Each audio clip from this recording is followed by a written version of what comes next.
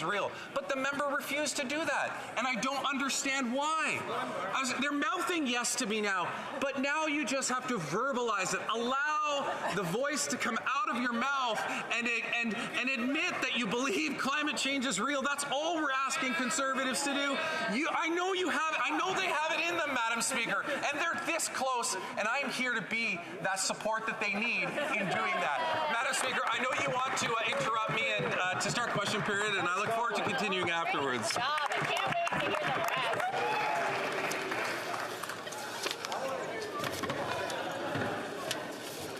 rest. See? The honourable member will have 2 minutes after question period to conclude his speech and have the questions and comments period. Statements by members. The honourable member for Mississauga Streetsville. Merci, Madame la Présidente. Thank you, Madam Speaker. Canadian cycling team led by Olympic champion Kelsey Mitchell raced at the UCI Track Cycling World Championships in France. It was that track that Mississauga's own Dylan Bibick from Streetsville became the first man to win the gold medal in his event.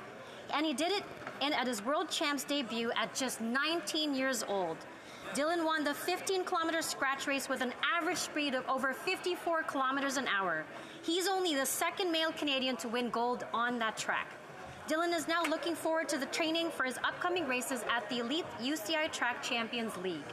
It is a sincere and exciting privilege to congratulate Dylan for his historic win at Track Worlds. Streetsville is proud of you, Dylan. Félicitations, Congratulations.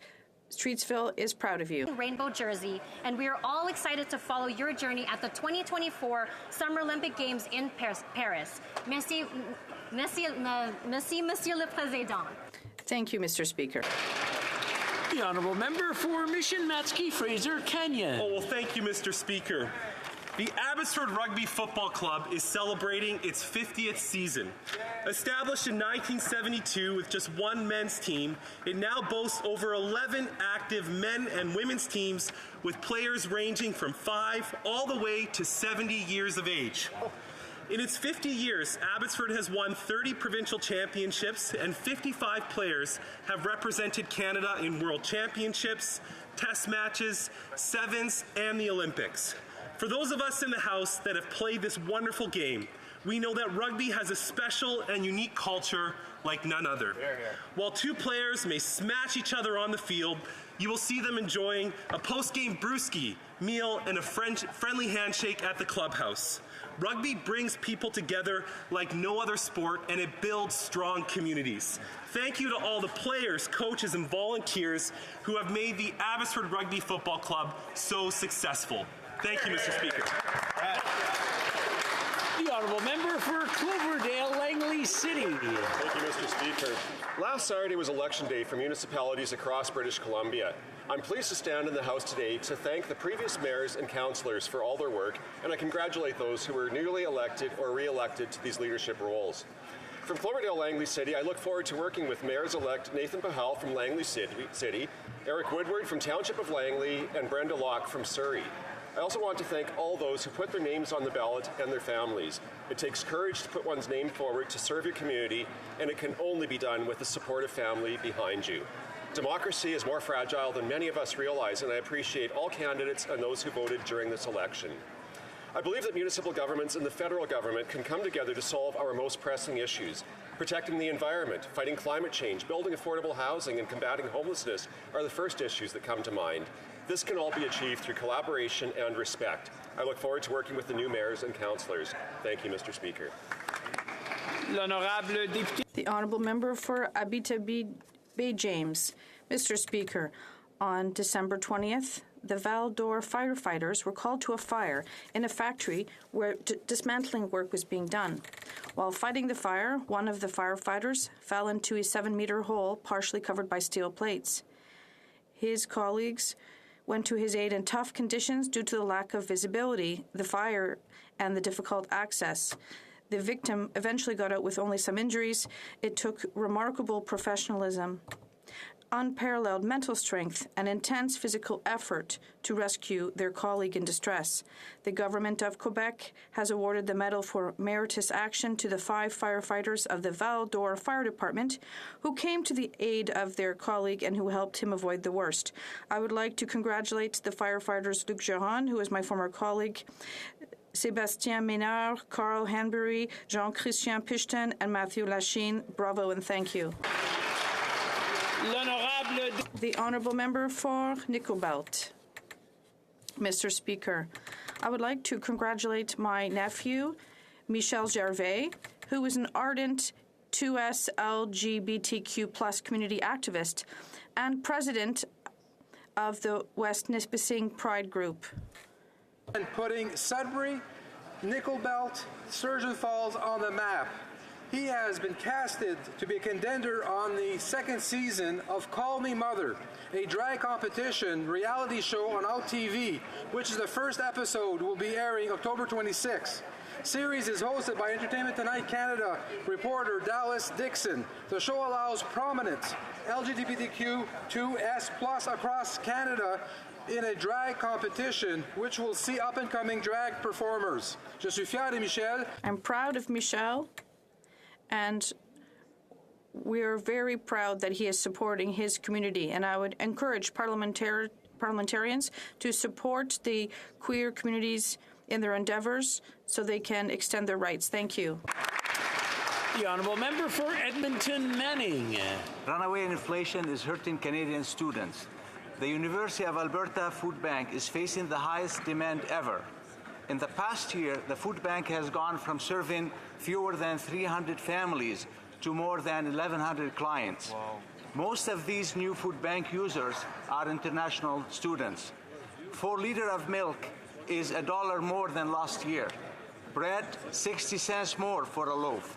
That may not seem like much to the Prime Minister, but it is a hardship for students and fixed budgets. With price hikes already on textbooks and rent, no wonder students cannot afford to feed themselves. Why is this government making it so hard for students to be successful? Thank you, Mr. Speaker. The Honourable Member for Yukon. This week, the Yukon celebrates Small Business Week while also marking Poverty and Homelessness Action Week with the theme Healing Hearts, Building Relationships. Surely there is no better time to promote our local economies while reaching out to those who are struggling. I'm proud to be part of a government that is creating an economy that works for all Canadians. I'm also proud of our government's support for innovative enterprises like Cascadene Designs and Anto Yukon in my riding. Yesterday, we announced almost $200,000 towards these 2 women-owned Yukon businesses, helping them scale up their reach in Yukon and beyond. Investing in Canada's small and medium-sized businesses means that we all prosper. Meanwhile, Coast Mountain Sports in Yukon is stepping up to help support homeless and housing insecure people at this time of year. Their Share the Warmth program allows customers to exchange their winter jackets towards purchase of a new one, with proceeds donated through the Yukon Anti-Poverty Coalition to help those in need. When we support local businesses, they in turn invest in our communities. Happy Small Business Week, Yukon. Bravo. The Honourable Member for Vimy. Mr. Speaker, I rise in the House today to recognize that October is Autism Acceptance Month. As a nation, we have made great strides in our knowledge of the autism spectrum, and much of this success is due to the efforts of organizations like the Autism and PDD Society of Laval. But there still is much to be done. Persons on the spectrum are an essential part of our society, and we as a people are stronger because of their contributions. That is why all of us must continue to raise awareness and acceptance for persons on the autism spectrum, and I encourage us to go further and create inclusive communities for neurotypical and neurodivergent persons alike. We all deserve a dignified place in our society. People living with autism are no exception. Thank you, Mr. Speaker. The Honourable Member for Niagara Falls. Mr. Speaker, this morning I had the pleasure to meet with members from the Tourism Industry Association of Canada. Tourism matters. It enables economic development and job creation. My community of Niagara Falls is the #1 leisure tourism destination in all of Canada. generating some $2.4 billion in receipts, and more importantly, it employs almost 40,000 workers. The recovery of Canada's visitor economy is key to Canada's overall economic growth, and I encourage all members of this House to meet with representatives of TEAC to discuss the impact tourism has not only on this country, but also in each of our communities. As they say, all politics is local, and so too is tourism. As the newly appointed Shadow Minister for Tourism, I am committed to working with our Canadian travel and tourism stakeholders, including members of TEAC, to find creative and innovative ideas to expedite and support the recovery of our tourism sector across Canada, including in my home communities of Niagara Falls, Niagara-on-the-Lake, and Fort Erie. Thank you, Mr. Speaker. The honourable member for Burnaby North Seymour. Mr. Speaker, our community has suffered an incalculable loss. Constable Shailene Yang was killed in the line of duty on Tuesday. At 31 in the prime of her life, she was working every day to make our community a better place. As I stood with all of you in silence yesterday, honoring her memory and her service, I struggled to find the words that I might say to her family and to her loved ones. I think about the families of her fellow officers whose partners and mothers and fathers continue to serve so selflessly so that we can all be safe. So I'd like to ask that all Canadians who might hear this very short speech, one point or another, take some extra effort to appreciate a first responder. It might be a police officer, a firefighter, a paramedic, or a nurse. It would be a great way to honor Shailene's service, and honestly, it is impossible for any one of us to say thank you enough.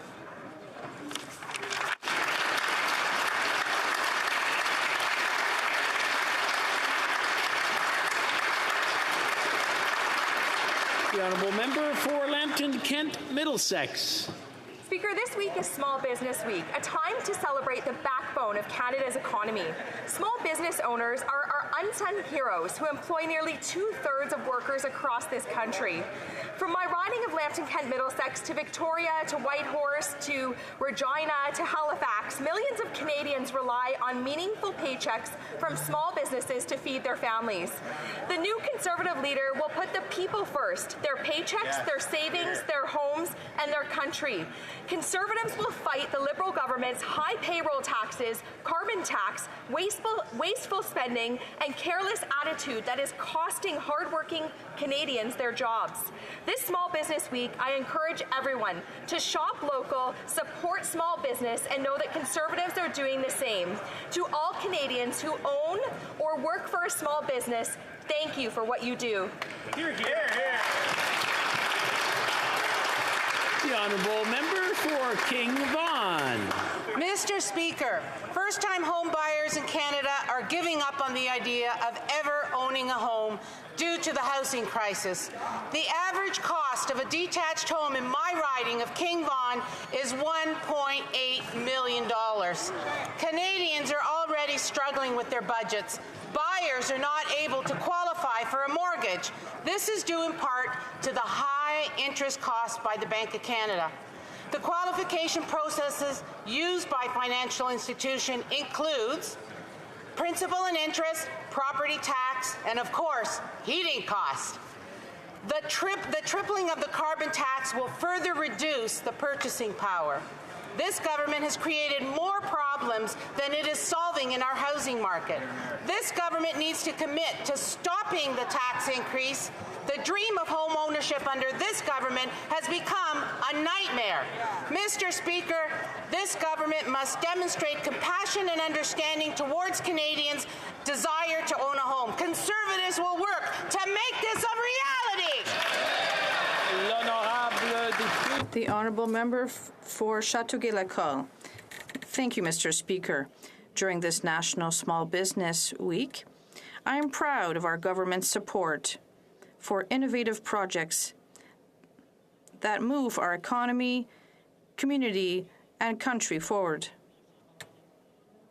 In Châteauguay-Lacolle, at Logiag, specialists in agronomy and agricultural engineering are helping producers adopt innovative and sustainable practices. Thanks to the Clean Technology in Agricultural program, Logiag will calculate the carbon sequestered by agricultural land, thus participating in our GHG reduction strategy. Mr. Speaker, this is just one of many examples of the contributions of our small and medium businesses. Together, we will build an economy that benefits everyone. Thank you, Mr. Speaker. The Honourable Member for Hamilton Centre. Mr. Speaker, as a proud Hamiltonian, it's an honor to rise in this House and report that the spirit of 46 is alive and well in the NDP caucus. We continue our fight for workers' rights to collectively bargain with their employers and, when necessary, withdraw their labor in order to push back against attacks on their wages, working conditions, pensions, and benefits. For decades, New Democrats have introduced anti-scab legislation in this House to ensure that during labor disputes, the use of scab replacement workers doesn't undermine workers' ability to negotiate fairly or hurt labor relations. Scabs prolong strikes and lockouts and give employers little incentive to reach a fair deal. In the past, Liberals and Conservatives teamed up and voted against our anti-scab legislation. Mr. Speaker, today I am proud to also report that we haven't stopped fighting for workers and have used our power in this Parliament to force the Liberals to include legislation to ban replacement workers. That includes not just strikes, but lockouts as well. We will always fight for more democratic workplaces, democratic economies, and to improve the material conditions of working-class people in this country. Hear, hear. The Honourable Member for Trois-Rivières. Mr. Speaker, just a few days ago, the sun set on the 38th International Poetry Festival of Trois-Rivières.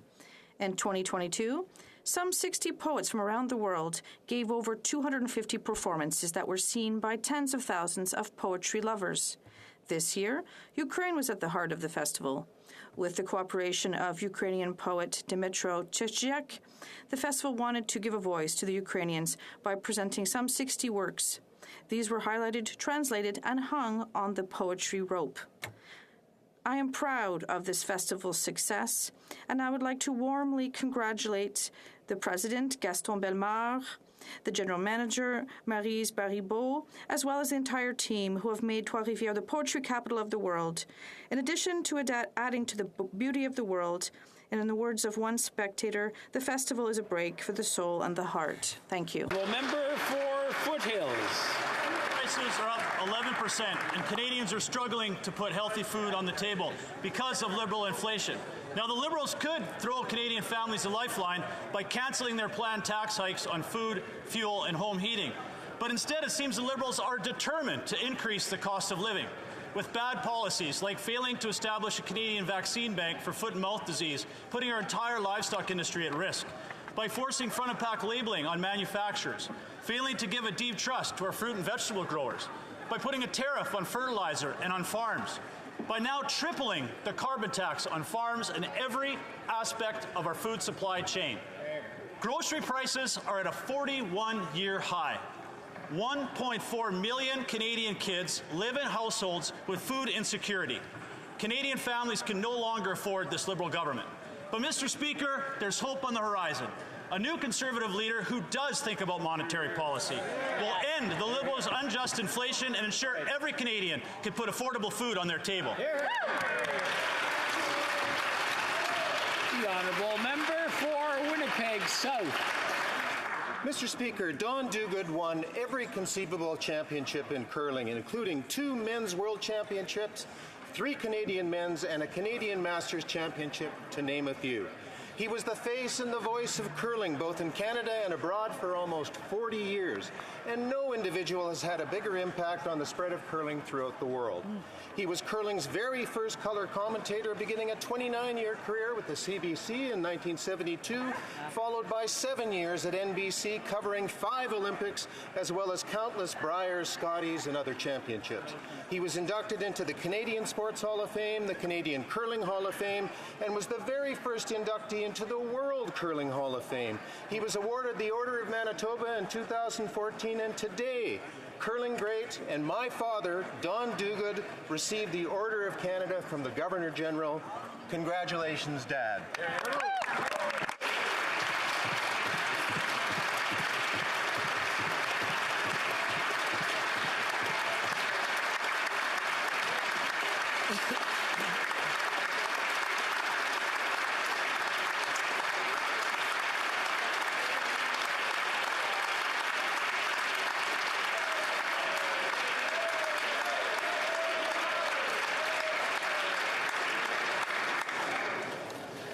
know waving to the gallery's against the rules, but I'm not going to interrupt with Dad. Dad. Oral questions, question orale, the Honourable Leader of the Opposition. This Prime Minister has added $100 billion to our national debt before COVID and $500 billion to our national debt before Russia's invasion of Ukraine. He doubled the national debt by adding more debt than every other Prime Minister in the history of the country. And all of these dollars have increased the cost of the goods that we purchase and the interest that we pay. And yet, suddenly, the Finance Minister has done an about-turn and has recognized that these inflationist deficits are increasing the cost of living. But how can we trust the people who caused the inflation to fix it? The Honourable Parliamentary Secretary. Mr. Speaker, we have the lowest debt and deficit of all the G7 countries. We have also presented a budget which is going to cut spending, government spending, by $9 billion. And we also have the strongest growth in the G7. Meanwhile, the Conservatives are playing petty political games, but our government is taking real action. Our government brought Moderna to Montreal. Our government is going to make sure that our economy is resilient over the long term, Mr. Speaker. The Honourable Leader of the Opposition. Well, what a flip-flop.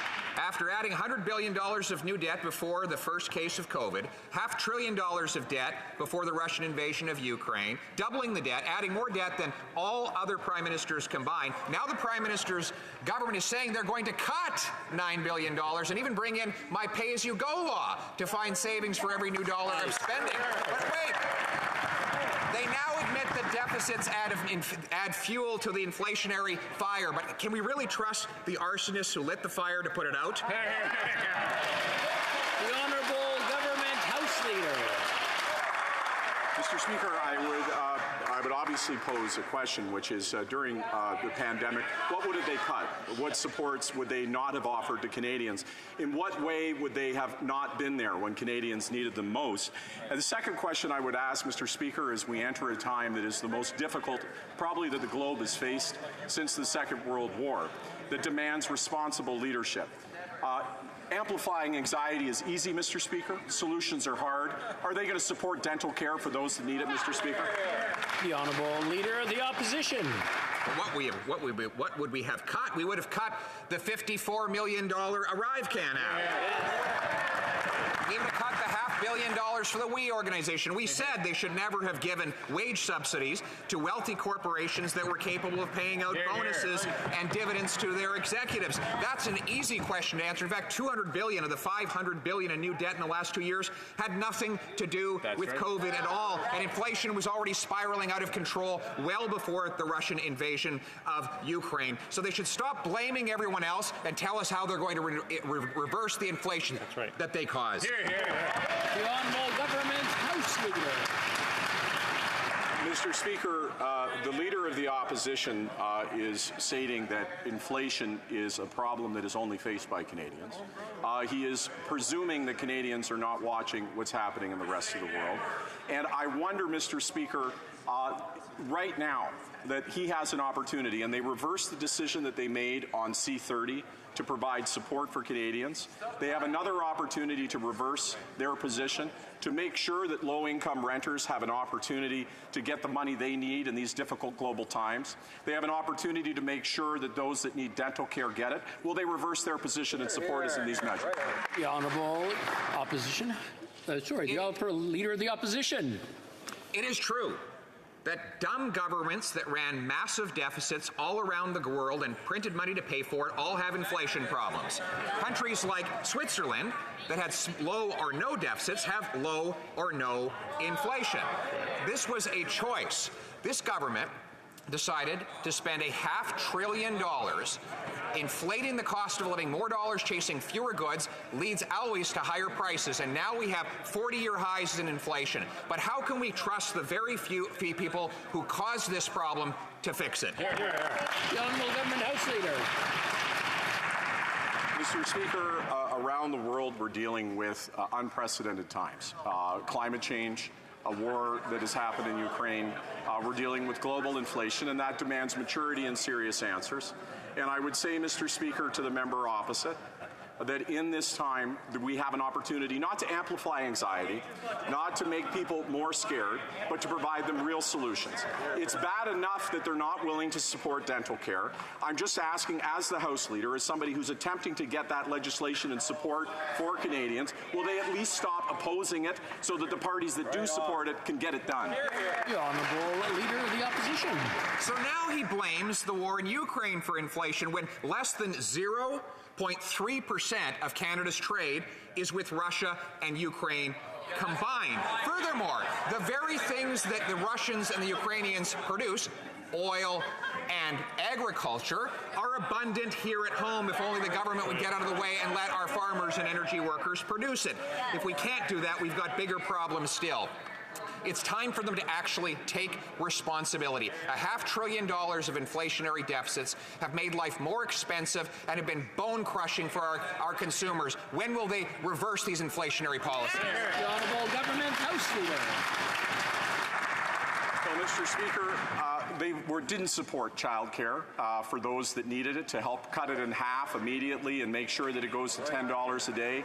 Mr. Speaker, they didn't support raising taxes on those who are earning the most so that we could give a break to those in the middle class. And now here we are again, Mr. Speaker, with dental care, where there's many families who are struggling because of the challenges that are happening across this globe, and they're not supporting that, Mr. Speaker. And I understand they're not supporting that. That's their partisan position. But will they at least get out of the way so that those of us that are trying to help Canadians right now can pass legislation? The Honourable Member for Beloeil-Chambly. Thank you, Mr. Speaker.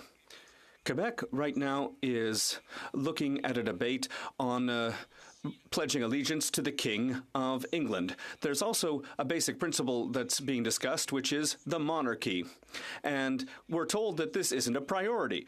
What's a priority for this government is probably to contest Quebec's secularism law. This government's priority is probably to also contest their strengthening of the French language charter. But this raises a fundamental question, and I'd like to hear a clear answer from across the way when they're done chatting amongst themselves. Who is the head of state of Canada? The Honourable Justice Minister. Mr. Speaker, the Pledge of Allegiance is part of our Constitution, and it has been in our parliamentary system for a long time. Mr. Speaker, it is a pledge towards our institutions and our democracy, and the sovereign is part of that. But, Mr. Speaker, Canadian courts have made clear that this is not a pledge to the person, in this case Charles III, but rather to the state that they represent. The Honourable Member for Beloeil-Chambly. An oath to the King of England, who is named, is apparently a model of a democratic institution. I don't think so. This is a country where they can't tell us who is the head of state. That's just perplexing, and yet they seem to think that this is normal. The democratically elected Prime Minister is encouraging an oath to a king, a foreign monarch. Explain that one to me. The Honourable Minister of Canadian Heritage. Mr. Speaker, everyone has their own priorities. On the government side, we are worried about the increases in the cost of living. We're worried about access to good housing for Quebecers, access to daycare for our kids in Quebec, Mr. Speaker, help for housing. We are there for our young people, for our workers, and for our families, Mr. Speaker. I do not understand the priorities of the Bloc Québécois. The members of the Bloc, Mr. Speaker, at the beginning, they were here for their passion, but now we realize that they're here for their pensions. The Honourable Member for Burnaby South.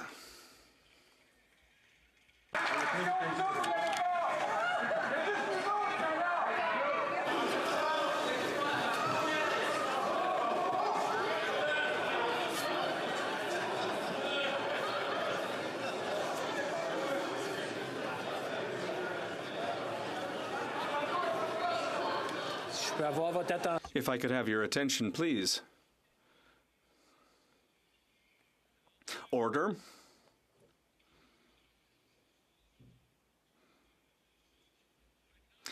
going on today, but there's a lot of chatter going on, and it's nice to see people getting along. But I just want to remind everyone that we want to hear the questions and the responses. The Honourable Member for Burnaby South. The cost of living continues to go up. Right now, the inflation numbers for food is 11.4%. Food prices are up 11.4%. It's harder for people to buy groceries. We forced the Liberals and the Conservatives to adopt our plan to help families. When will the Liberal government implement our plan to help families? The Honourable Parliamentary Secretary to the Minister of Multiculturalism. Thank you, Mr. Speaker. We presented our affordability plan, which includes, as a first measure, a doubling of the GST tax credit for 11 million households in Canada. That help will be going out at the beginning of November, Mr. Speaker, very soon. And we have right now before the House a proposal to help Canadians, low-income Canadians, pay their rent and to give help for kids' dental care. I hope that all parties in this House are going to vote in favor of those measures. Member for Burnaby South. Without a question, the Rogers-Shaw merger will be bad for Canadians, for people, and for our country. There is no question this will result in job losses. We know that the Competition Bureau is also opposed to this decision. So when will the Liberal government finally stand up for people, stand up for Canadians, and oppose this merger? Hear, hear. The Honourable Parliamentary Secretary. Mr. Speaker, we've been very clear that greater affordability, competition, and innovation in the Canadian telecommunications sector are important to us as a government as they are to all Canadians concerned about their cell phone bills and connectivity. Our government will ensure that consumers are protected and that the broader public interest is served. These goals remain front and center as we analyze the implication of this proposed deal. Hear, hear. The Honourable Member for Calgary Forest Lawn. Mr. Speaker, the Finance Minister had an epiphany after listening to the new Conservative leader's plan for ministers to find savings if they want to spend any new money. The only problem is, before COVID, her government ran up $110 billion in debt. Before the Russian invasion, added $500 billion to the debt. $200 billion of that was not even COVID spending. This government would rather blame everyone else than take responsibility for their homegrown inflation issue. How can any Canadian trust this government to fix the inflation crisis they created? The Honourable Parliamentary Secretary. I'm happy to address this member's question. For weeks now, the Leader of the Opposition has considered our pandemic spending frivolous. I respectfully disagree. I think that the Canadians, millions of Canadians who kept their jobs and stayed employed because of the CEWS disagree. I think the millions of Canadians who were able to feed their children because of the CERB disagree. And I think the hundreds of thousands of businesses whose doors are still open today because of our investments would disagree. Thank goodness we were here because the Leader of the Opposition doesn't want to lead, Mr. Speaker. The Honourable Member for Calgary Forest Lawn. The Liberals will continue to blame everyone else for their homegrown failures, and these failures are driving Canadians deeper into debt. They cancelled good Canadian energy projects, attacked our farmers, and hit Canadians with a job-killing carbon tax. They drove up inflation, made groceries, gas, and home heating more expensive, driving more Canadians to food banks and homeless shelters at an alarming rate. How can anyone believe that the same government that is pile-driving more Canadians into insolvency will give this economy a soft landing? The Honourable Parliamentary Secretary to the Deputy. Mr. Speaker, in the context of a country where fires, floods, and hurricanes are already devastating our country, that in the context of a time where there is a scientific deadline, a timetable to when we must address climate change, we must make sure that we take these actions so that we don't put future generations of Canadians at risk. Mr. Speaker, I call on that member, the entire opposition, to come with us, come together in this place, and figure out a plan like we have to grow the economy, create jobs, and fight climate change. The Honourable Member for Simcoe North. Mr. Speaker, this government increased the debt by over $100 billion before COVID, then increased the debt another $500 billion during COVID, half of which they didn't even spend on pandemic measures. But now we're supposed to believe the government has a newfound religion called fiscal restraint. If they haven't shown Canadians any fiscal responsibility in 7 years, why should we trust them now? The Honourable Parliamentary Secretary to the Deputy Prime Minister. Mr. Speaker, we are a fiscally responsible government. Every single year over the last 7 years that we've been in government, outside of the pandemic, the debt to GDP ratio has gone down. That's while we've invested in Canadians. In fact, the poverty report came out in October. We've lifted millions of Canadians out of poverty. You know what, Mr. Speaker? 25% less seniors live in poverty today than when we took office in 2015, and that's because we're supporting Canadians. The Honourable Member for Simcoe North. Mr. Speaker, if this government wants to run on its record, it's going to have to own up that its spending has helped drive inflation to 40-year highs, and Canadians are having a hard time putting food on the table. Even the Bank of Canada says that inflation is a homegrown problem. So they promise to keep spending increases now to 2% a year. Has the Deputy Prime Minister told the rest of Cabinet about this new fiscal plan? Honourable Parliamentary Secretary. Mr. Speaker, we know that inflation is a global problem. Inflation in Canada has come down from its peak to 6.9%, but we know it is 8.2% in the United States. It's over 10% in the Euro area. It's over 10% in the OECD. It's important that we continue to focus on affordability measures. It's going to make life easier for Canadians, like we did by doubling the GST benefit. That's going to 11 million Canadian families that need it, Mr. Speaker, and over 50% of our seniors. The Honourable Member for Mégantic-L'Érable.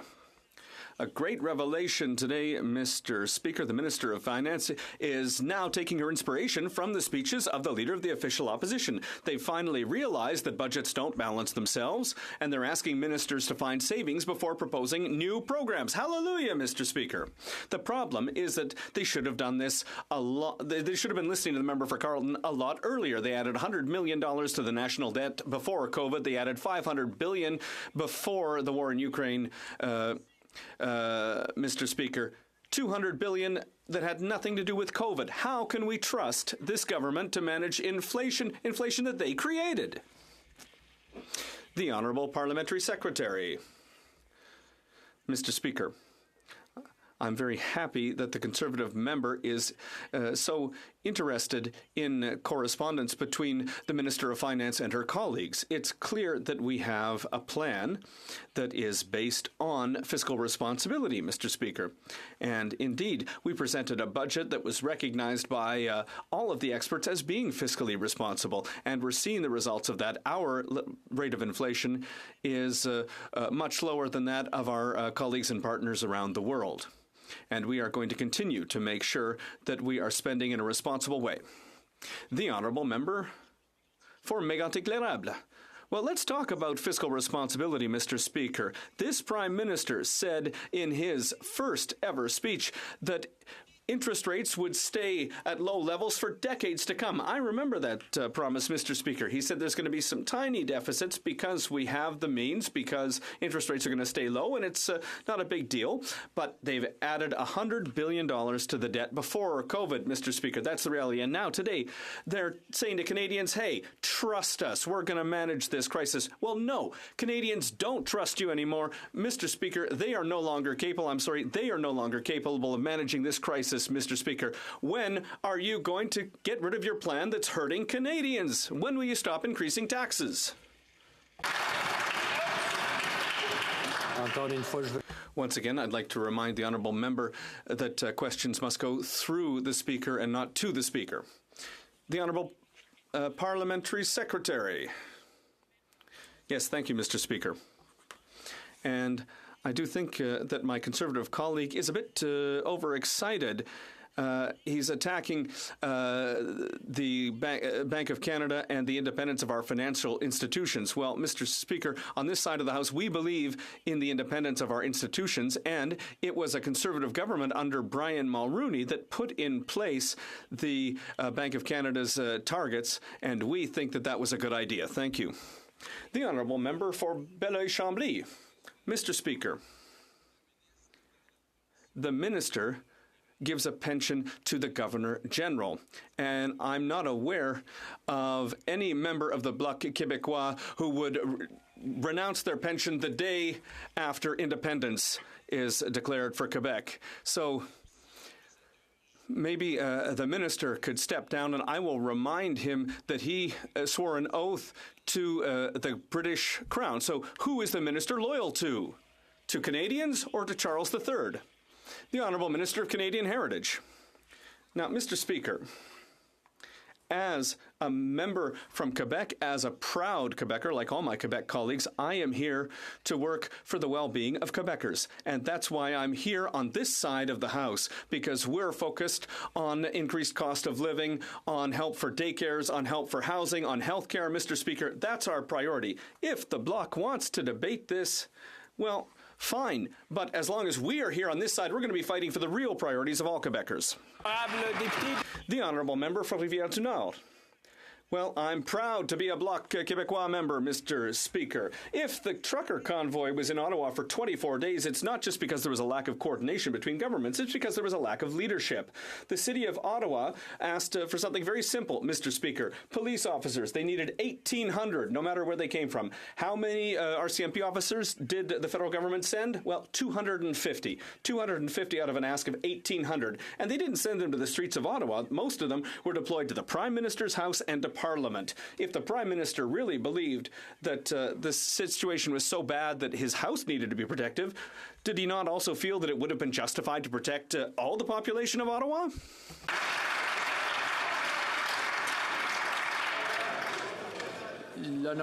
The Honourable Parliamentary Secretary. Mr. Speaker, and I thank the honourable member for his question. During the illegal occupation last winter, people across the country were hurting, not just in Ottawa, but across the entire country. And Canadians' freedoms to feel safe in their homes were threatened. And that's why we invoked the Emergency Act, because it was the right thing to do. And it worked to end this illegal occupation in Ottawa and across the country. Thank you, Mr. Speaker. The Honourable Member for Rivière-du-Nord. Mr. Speaker, the federal government didn't do anything for 3 weeks before finally invoking the Emergencies Act. And we learned today at the Commission that all of the justification that they used to justify this extreme last resort measure were false, Mr. Speaker. CSIS said yesterday that there was no foreign funding of the convoy. The OPP showed today that there was no credible threat of extremist violence. All of the government's excuses were false, Mr. Speaker. So finally, is the only reason why they used the Emergencies Act, was it to make up for the lack of leadership from the federal government over 3 weeks? The Honourable Parliamentary Secretary. Thank you, Mr. Speaker. And I think the honourable member has forgotten what it was like during that time and what the federal government was doing, working with the provinces, including the province of Quebec, working with the Ottawa police services across the country. Even the Premier of Ontario, the Conservative Premier, has said that he was standing shoulder to shoulder with the Prime Minister. Exactly. We invoked the Emergencies Act to keep Canadians safe, and it worked. Thank you, Mr. Speaker. The Honourable Member for Thornhill. Mr. Speaker, more than 60% of Canadians are struggling to put food on the table. Food bank use is up by 20%. Housing prices have doubled under this Prime Minister, and now he wants to make it more expensive for struggling Canadians to heat their homes by tripling the carbon tax. Families will struggle to keep the heat on in February. In Canada, will the Prime Minister show some compassion for those struggling to heat their homes and cancel his plan to triple the carbon tax? Hear, hear. The Honourable Minister of the Environment. Thank you, Mr. Speaker, and I would like to quote from the Parliamentary Budget Officer's last report on pricing, not what the Conservative Party are saying about it, but what the Parliamentary Budget Officer actually said. And I quote, "We project most households will see a net gain, receiving more in rebates from federal carbon pricing than the total amount they pay in federal fuel charges." Thank you, Mr. Speaker. Honourable Member for Thornhill. Mr. Speaker, these are falsehoods and failures of a tax plan disguised as an environmental plan. In 4 provinces, Canadians pay more in carbon taxes, then they get back. And in the rest of the provinces, they don't get anything at all. And worse, this government hasn't hit a single environmental target. Emissions have gone up. If they were serious about making life more affordable, instead of freezing taxes, having freezing seniors, they would scrap the taxes. When will they scrap the carbon tax? Hear, hear. The Honourable Minister. Mr. Speaker, maybe it's time for the Conservative Party of Canada to come clean with this House and Canadians and admit to all that the fuel charge that will come in effect in 2023 won't come into effect before April, at the very earliest, April of 2023, so it will have no impact whatsoever on the cost of heating our homes over the winter, Mr. Speaker. Thank you very much. The Honourable Member for Bellechasse-les-Etchemins-Lévis. Good afternoon, Mr. Speaker. Good afternoon, Mr. Speaker. Things are going pretty badly in the country. It's clear the price of food has gone up by 11.4%, houses are unaffordable, and young people are sleeping in their parents' basements, Mr. Speaker. Winter is coming, and we know what that means in Canada. Home heating is not a luxury. Mr. Speaker, today we're asking the government to exempt all forms of home heating fuel from the carbon tax for all Canadians. Will they support us, Mr. Speaker? The Honourable Minister of the Environment. Thank you, Mr. Speaker, and I'd like to offer to my colleague from across the way some training on the difference between a federal carbon tax and a cap-and-trade system for the Government of Quebec. There is no increase that will take place in Quebec because the Quebec system is based on a cap-and-trade system. It's not linked to the prices, Mr. Speaker, and I'll be happy to explain that difference to my colleague. The Honourable Member for Vancouver East. The Pakistani government is cracking down on Afghans with threats of deportation and imprisonment by the end of the year. As they wait for their special immigration measure application to be processed, many Afghans' 60-day visa has already expired. For others, it will expire soon. Processing delays and the arbitrary cap to limit the number of Afghans who serve Canada to get to safety is going to cost lives. The situation is more urgent than ever. What action is the government taking to ensure Afghans who serve Canada are not thrown into prison or sent back to the Taliban? The Honourable Parliamentary Secretary.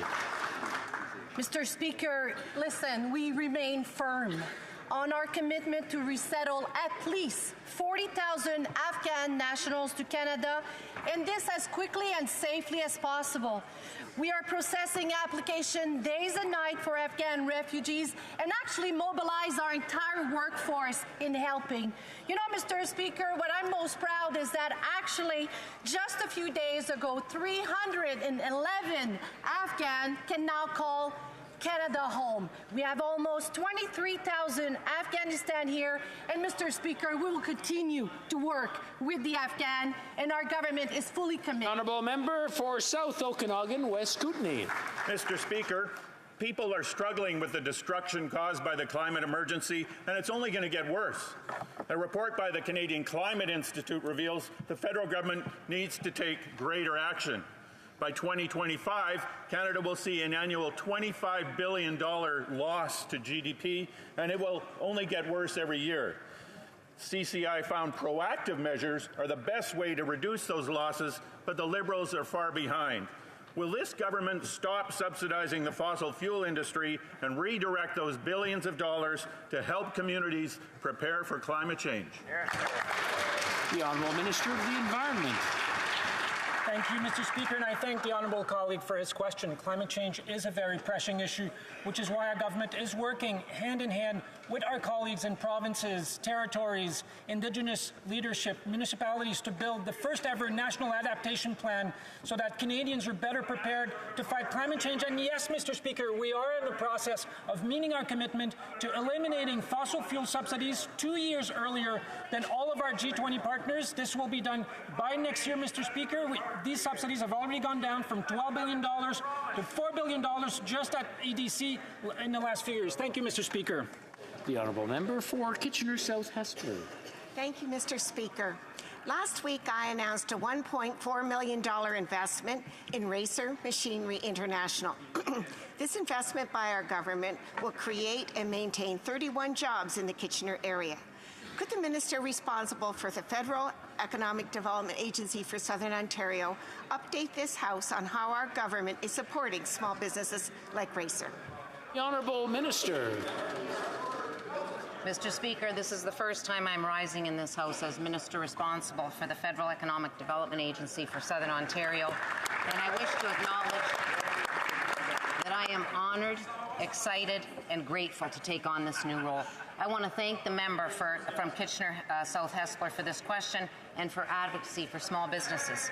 Our government knows that when we invest in small businesses like Racer, that it will create jobs and strengthen our economy. Supports like this will help entrepreneurs reach their full potential, and I'd like to take this opportunity to wish everyone a happy Small Business Week. Thank you, Mr. Speaker. The Honourable Member for Fundy Royal. Mr. Speaker, the evidence is in. The Liberals' soft-on-crime approach to crime is not working. Violent crime is up 32% in Canada since they took office. Yet, incredibly, their Bill C-5 will eliminate mandatory jail time for serious firearms and drug offenses, and even the offense of assaulting a police officer with a weapon. So for the sake of our communities, for the sake of police officers, for the sake of all law-abiding Canadians, please do the right thing. Will this minister withdraw his soft-on-crime Bill C-5? The Honourable Minister of Justice. Mr. Speaker, I thank the honourable member for his question, and I congratulate him for being reappointed to his role as critic. Mr. Speaker, unfortunately, I disagree with him on his view of C-5. C-5 is about serious crimes, getting serious consequences, and getting the attention and resources that they deserve. We're doing that, Mr. Speaker, by taking the focus off instances where incarceration is not the solution, and hence the focus on removing a certain number of mandatory minimum penalties, where serious situations, Mr. Speaker, where public safety is at issue, will still get serious consequences. The Honourable Member for Kamloops, Thompson Caribou. Serious consequences like serving house arrest and playing video games for discharging a firearm illegally? That is not a serious consequence, Mr. Speaker. Mr. Speaker, the Minister of Justice has permitted a catch and release justice system. Businesses are closing down, and people in my riding of Kamloops, Thompson Caribou are afraid to walk downtown in certain pockets, even in the daytime. We even had a McDonald's closed down due to street crime. Bail has become the norm for repeat violent offenders. Will the government shut this revolving door? The Honourable Minister of Justice. Mr. Speaker, I thank the honourable member for his question and congratulate him for his recent appointment as the second critic in this file. Mr. Speaker, public safety is our priority, Mr. Speaker, and serious crimes will always carry with them serious consequences. Mr. Speaker, former Supreme Court Justice Michael Moldaver, who nobody in this House can accuse of being soft on crime, has said precisely that we need to dedicate more of our judicial and penal resources towards combating serious offences and treating those offences seriously, and conversely, taking away some of the resources for crimes that should not be punished by incarceration. Mr. Speaker, public safety is our number one. The Honourable Member for Kildonan St. Paul. Mr. Speaker, the owner of a Winnipeg convenience store is in hospital with a serious brain injury after he was attacked by thieves. Manitobans have become quite accustomed to seeing these daily headlines of assault, murder, arson, stabbing, stealings, break-and-enters. The perpetrators of these crimes are usually the same people, a revolving door of the bad guys getting away with it over and over and over again. This is the Canada we have after 7 years of Liberal government, Mr. Speaker. So what's it going to take for these Liberals to finally get serious and start protecting Canadian families from violent offenders? The Honourable Parliamentary Secretary. Thank you, Mr. Speaker, and we've been serious since we got elected about protecting Canadians. Our number one priority is to keep Canadians safe, and that's why we've introduced common sense firearms legislation like Bill C-71, like Bill C-21 that is at committee right now that will keep Canadians safe. It's measures that's supported by Canadians, and we hope that the honourable members across the way will support us in this legislation. The honourable member for Kildonan and St. Paul. Mr. Speaker, the Liberals well know that gun violence is a result of criminals and gangs who smuggle guns across the American border, not licensed, trained, and vetted by police Canadian firearm owners, Mr. Speaker. At the same time, these Liberals are letting violent offenders off the hook. This year, a woman in Winnipeg was robbed at gunpoint while holding her infant child and had her car stolen. The Liberals' Bill C-5 removes mandatory prison time for robbery with a firearm. So now this violent offender can serve house arrest because he terrorized this woman. That's the world these Liberals have created for Canadians, Mr. Speaker. It is reckless. It will continue to fail to keep Canadians safe. Isn't that right, Mr. Speaker? The Honourable Minister of Justice. Mr. Speaker, public safety is our top priority. The kind of circumstance that the honourable member has just described is not the kind of circumstance that will carry with it a minimum mandatory penalty, Mr. Speaker. It will go to the other end of the sentencing spectrum precisely because public safety is at risk and the act itself was serious, Mr. Speaker. What we are doing, what experts like former Supreme Court Justice Michael Moldaver are suggesting is that we concentrate our limited judicial resources in precisely those kinds of situations and by freeing up resources where public safety is not. The Honourable Member for Repentigny. Do you know what is incompatible with the fight against climate change? The energy policy that the Deputy Prime Minister just announced in Washington. She announced that Canada will accelerate its oil and gas projects in order to sell as much as possible to Europe. The government even announced that it didn't care if it lost political capital, that it didn't care about public opinion, because the important thing is to sell gas to Europe. Mr. Speaker, what is less compatible with the fight against climate change than increasing oil and gas production for money? The Honourable Minister for Natural Resources. Thank you, Mr. Speaker. Our government is determined to tackle the energy security crisis in the world, and so we're investing in great projects throughout the country. These projects must respect our climate ambitions and environment ambitions, respecting the rights of First Nations. Thank you, Mr. Speaker. The Honourable Member for Avignon-Métis and Matapédia. Mr. Speaker, it's very crying when the Minister for Natural Resources talks about a question about climate change. But the worst is that when the Liberals announced in Washington that they want to sell more oil and gas, they worry about their political capital. That is what the Deputy Prime Minister said, that we have to be prepared to lose domestic political capital to sell fossil fuels in Europe. Instead of worrying about the impact of their choice on global warming, they think about their political capital. In this climate crisis, is it political capital or climate change that they should be worried about when they talk about selling oil and gas? The Honourable Minister for the Environment. Thank you, Mr. Speaker. In the 70s, we thought that fighting climate change had to do with the environment. For our government, it's all MPs and all ministers who have this portfolio. Everyone has to fight against climate change, be it natural resources, transport, the Department of Justice, the Department of the Environment, and that is exactly what we are doing. And that is the reason for which in Canada there is twice as much investment made in clean technology than in oil and gas. The more we'll move forward, the more there will be investments in renewable energy rather than oil and gas.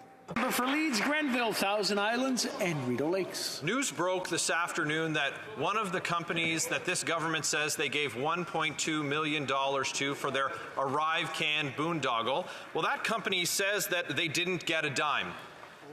So, where's the $1.2 million? Who got rich?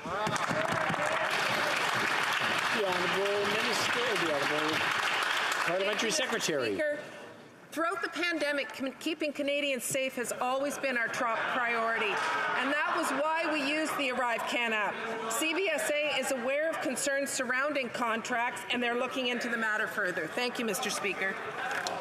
The honourable member for Leeds, Grenville, Thousand Islands and Rideau Lakes. Say is concerned. Canadians are concerned because this Prime Minister's scandal-plagued record speaks for itself. This was an app that started out, it was supposed to cost $80,000 and the expenses ballooned to more than $54 million. It wrongly quarantined, forcing people into house arrest. 10,000 Canadians wrongly. It's a boondoggle, it's a failed app. They've lost $1.2 million. Who got rich? The Honourable Parliamentary Secretary to the Minister of Public Safety. Thank you, Mr. Speaker. And you know, I wish the party opposite would go back in time to a time when they were calling on us to close borders. We brought in the ArriveCan app to keep Canadians safe, and it worked. It's no longer mandatory. And Mr. Speaker, as I said... I'm just going to interrupt for a moment. I'm having a hard time hearing the Parliamentary Secretary. And I'm sure the honourable member for Leeds, Grenville, Thousand Islands and Rideau Lakes would like to hear what she has to say. So I'm going to ask everyone to just take it down a notch and maybe just take a deep breath. And now we'll listen to the Parliamentary Secretary from the top, please. Thank you, Mr. Speaker. Oh, it's starting again across the way. And I guess they just don't want to remember what it was like a year or two ago when Canadians were living with COVID and the Conservatives were calling on us to close the border, to stop letting people come in. We brought in the ArriveCan app to keep Canadians safe, and it worked, Mr. Speaker. As I said previously, CBSA is aware of issues with the contract, and they're looking into it. Thank you, Mr. Speaker. The honourable member for Niagara Falls. Speaker, the Liberals' continued use of the ArriveCan app destroyed any chance of recovery this summer for our Canadian tourism sector. Canadians are struggling, yet they deserve so much better. So they can be excused for being upset when this government committed $54 million to the disastrous ArriveCan app. Canadians simply want to know two things, Mr. Speaker. Who got rich at their expense, and when will you scrap this app? The Honourable Parliamentary Secretary.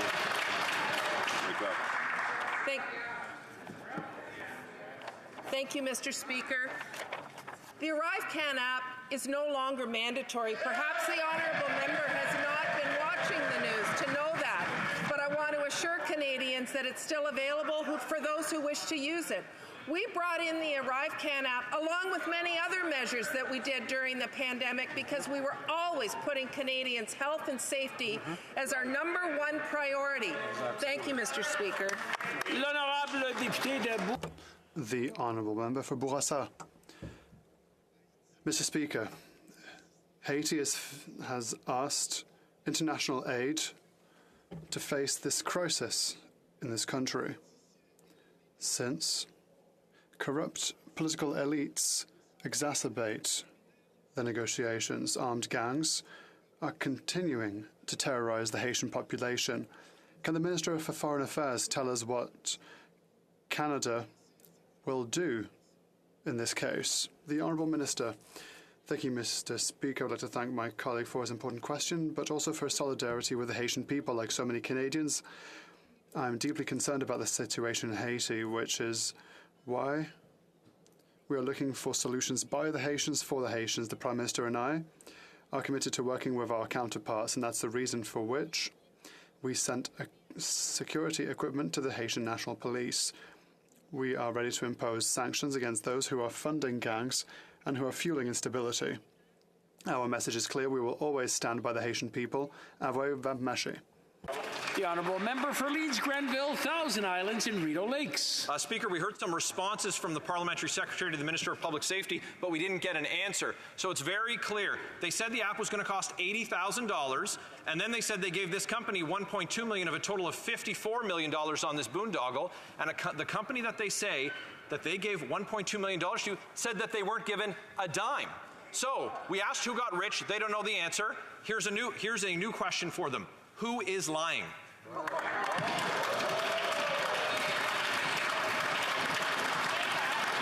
The Honourable Parliamentary Secretary. Thank you, Mr. Speaker, and I hope the honourable member is not accusing me of lying in this House.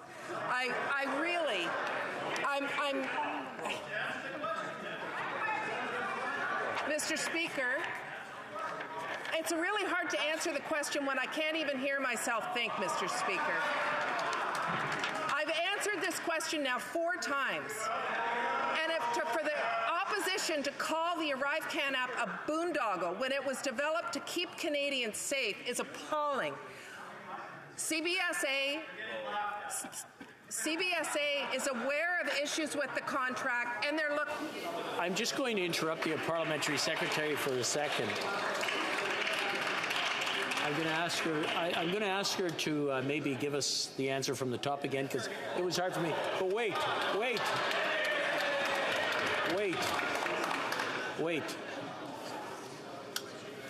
I'm just going to share a little story. Last night I was at a reception across the hall, and there were some people who were in the gallery, and they were looking down and they were identifying individuals who were screaming and shouting, and they were embarrassed for the individuals. I just want you to think of that when you're sitting in your seat, thinking that you're alone. You're not alone. You're either on camera or someone is watching.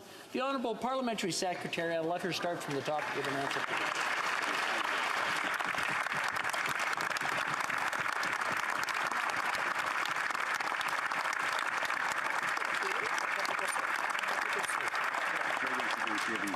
Thank you, Mr. Speaker.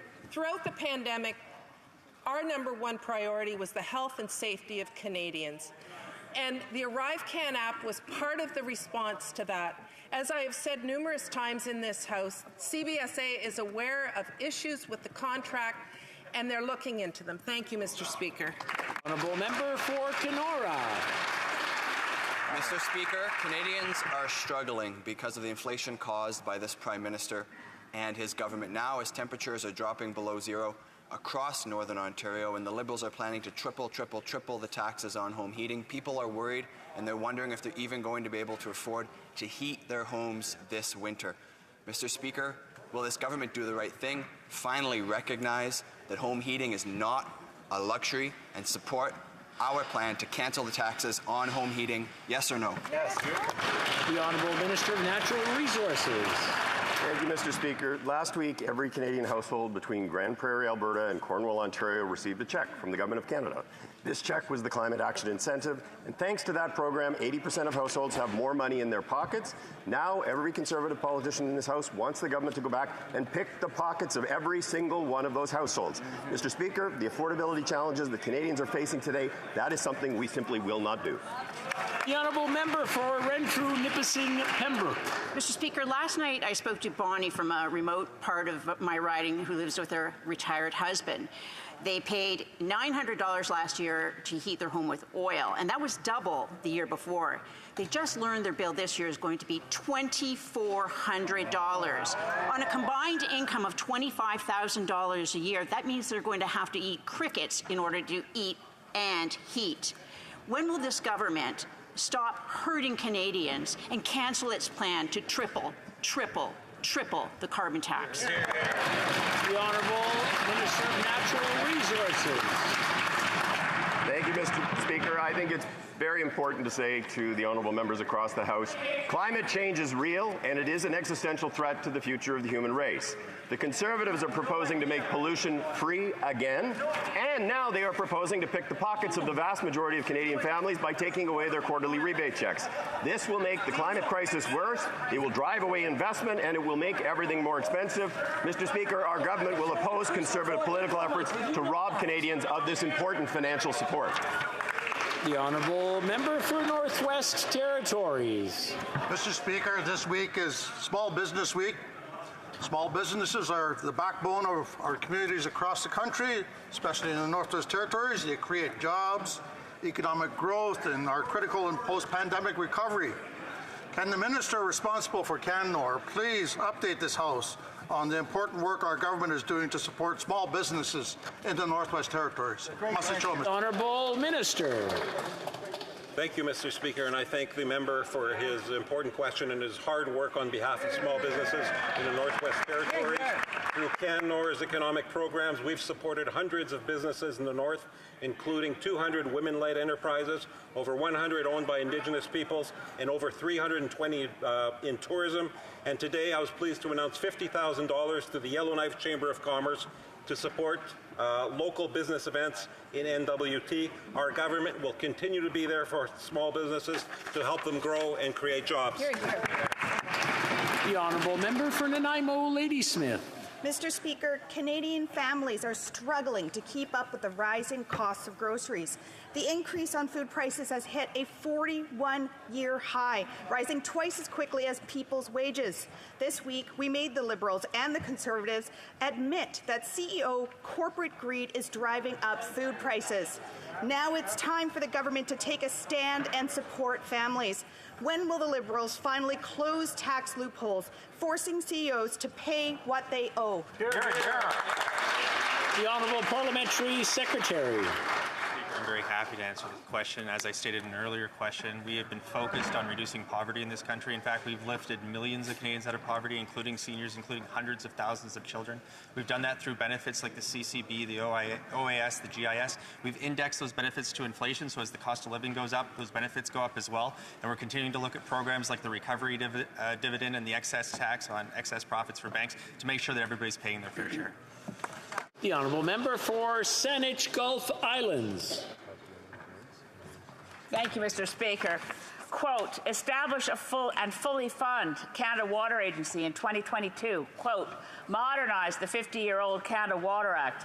These quotes are from the Liberal platform. A fully independent and integrated Canada Water Agency is urgently needed. We lack the scientific capacity to monitor water quality and quantity, to predict impacts, and to protect safe water. The climate crisis is a water crisis. No more announcements. It's time to create the Canada Water Agency. Will the minister update us as to plans to do it in 2022? The Honourable Minister of the Environment. Thank you, Mr. Speaker, and I thank my honourable colleague for her question. We are, in fact, working to create an independent water agency for Canada. We need to have more information on water, better water management in Canada, because water, despite the fact that we have a lot of it in Canada, is also under threat because of climate change. We are working on this, and we will have good news to announce this House in the coming weeks, Mr. Speaker. Thank you very much. That's all the time we have for question period today. I believe the Government House Leader has a question. Or, sorry, I'm sorry. The Opposition House Leader has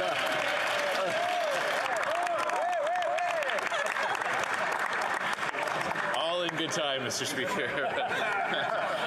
Yes, Mr. Speaker, it is Thursday, and this is the time when the opposition asked the government what we could expect in the weeks ahead. And we had reason to be optimistic that there may be a piece of legislation that would enshrine the Leader of the Opposition's principled approach to government financing, where any new spending item would have to be accompanied by a spending reduction. Now, this is something that the opposition would entirely support if the government were going to introduce that next week. So I'm wondering if the Government House Leader would inform the House as to the business for the rest of this week and into next week, and can we expect legislation to enshrine permanently the brilliant idea that the Leader of the Opposition has already proposed, Mr. Speaker? Before I go to the Government House Leader, I just want everybody to shh. If you can hear my voice, say shh, so that we can hear the response, and the Opposition House Leader can hear the response. The Government House Leader. Well, thank you very much, Mr. Speaker. And what I can assure the member opposite, my honourable opposition House Leader, is that the government will continue to be introducing legislation that helps Canadians with affordability and to make their lives easier in these globally very difficult and conflicted times. But with respect to the immediate term, Mr. Speaker, I can tell the House that tomorrow we will turn to Bill C-9 concerning the Judges Act and second reading. On Monday, we will continue with second reading of debate on Bill S-5, an act to amend the Environmental Protection